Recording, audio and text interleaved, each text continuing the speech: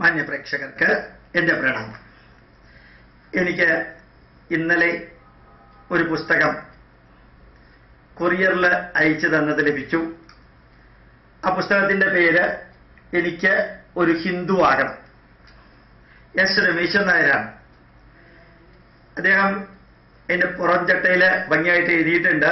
വ്യക്തിപരമായി എല്ലാ മതങ്ങളെയും ആദരിക്കുന്ന ഒരാളാണ് ഞാൻ. ഒരു യഥാർത്ഥ ഹിന്ദുവിൻ്റെ മനസ്സ് എന്നും അങ്ങനെ തന്നെയാണ്. ഈ പുസ്തകത്തിൽ പറഞ്ഞിട്ടുള്ള വസ്തുതകൾ ആരെങ്കിലും നിഷേധിക്കുകയോ ഒരു വർഗീയവാദിയായി എന്നെ മുദ്രകുത്തുകയോ ചെയ്താൽ ഞാൻ അവരോട് നന്ദിയുള്ളവനായിരിക്കും. കാരണം ഇതിനകം ശേഖരിച്ചു കഴിഞ്ഞ കൂടുതൽ വസ്തുതകൾ തുടർന്ന് വെളിപ്പെടുത്താനും കൂടുതൽ മതബോധമുള്ളവനാകാനും അത് എനിക്ക് പ്രചോദനമാകും. നല്ലൊരു പുസ്തകം, വളരെ ഉജ്ജ്വലമായിട്ടുള്ള ഏതാണ്ട് 80 പേജുള്ള ഈ പുസ്തകം. അത് പ്രസിദ്ധീകരിച്ചിരിക്കുന്നത് ബുദ്ധ ബുക്സ്, മേക്കാട് PO, അങ്കമാലി, എറണാകുളമാണ് പ്രസിദ്ധീകരിച്ചിരിക്കുന്നത്.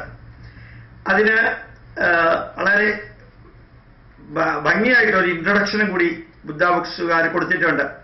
കാലദേശങ്ങളെ തൊട്ടറിയുന്ന ഒരു കവിയുടെ ആകുലതകളാണ് ഈ ഗ്രന്ഥം.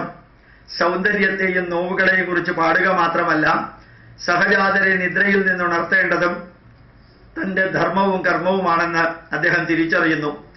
മാ നിഷാദ എന്ന് ചൊല്ലിയ കവികുല പരമ്പരയിലെ ശക്തമായ ഈ അക്ഷര സാന്നിധ്യത്തെ സഹൃദയ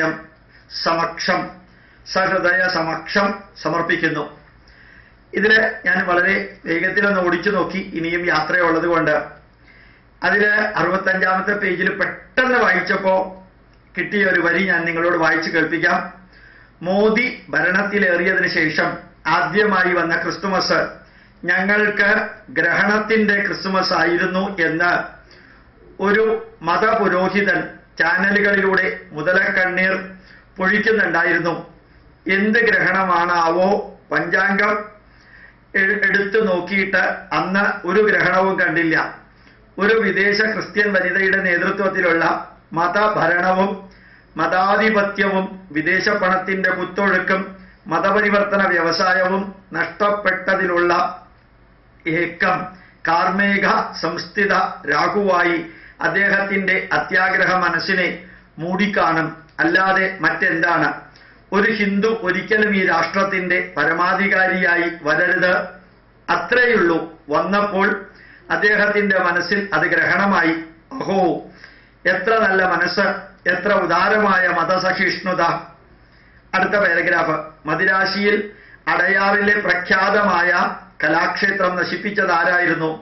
ദില്ലിയിൽ അധികാര കേന്ദ്രം അടക്കി വാണ ഒരു വിദേശ ക്രിസ്തീയ വനിതയുടെ മകളെ കുറച്ചു ദിവസം ഡാൻസ് പഠിപ്പിച്ചിരുന്നു എന്ന ഏക യോഗ്യതയുള്ള ഒരു ക്രിസ്ത്യാനി സ്ത്രീ.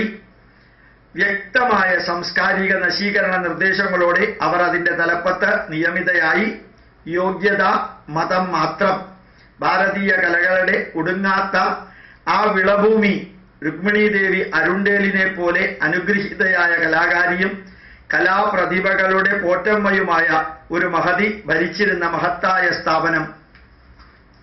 അവിടെ എന്തൊക്കെ അസഹിഷ്ണുതാ വിഭ്രാന്തികളാണ് മതഭൂതാവിഷ്ടയായ പുതുമോടിക്കാരി കാട്ടിക്കൂട്ടിയത്. സാംസ്കാരിക മുദ്രകൾ ഉടച്ചെറിഞ്ഞത്, അടിത്തറ കുളം തോണ്ടിയത്, കലകളുടെ വേരറുത്തത്.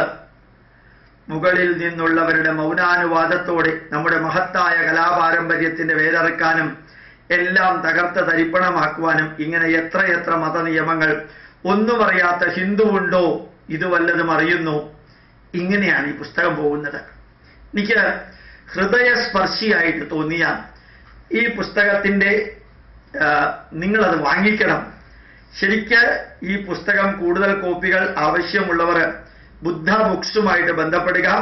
ശരിക്ക് ബുദ്ധ ബുക്സ് എന്ന് പറയുന്നത് എനിക്ക് തോന്നുന്നു യൂണിയൻ ബാങ്ക് ആലുവ ബ്രാഞ്ചിൽ എമൗണ്ട് അടച്ചാലും കിട്ടും. ഫോൺ നമ്പർ ഞാൻ ഇതിന്റെ ചുവട്ടിൽ കൊടുക്കുന്നു. ഈ യൂട്യൂബിന്റെ സ്പീച്ചിന്റെ ചുവട്ടിൽ അത് കൊടുക്കുന്നുണ്ടായിരിക്കും. താല്പര്യമുള്ളവർ വാങ്ങിക്കണം.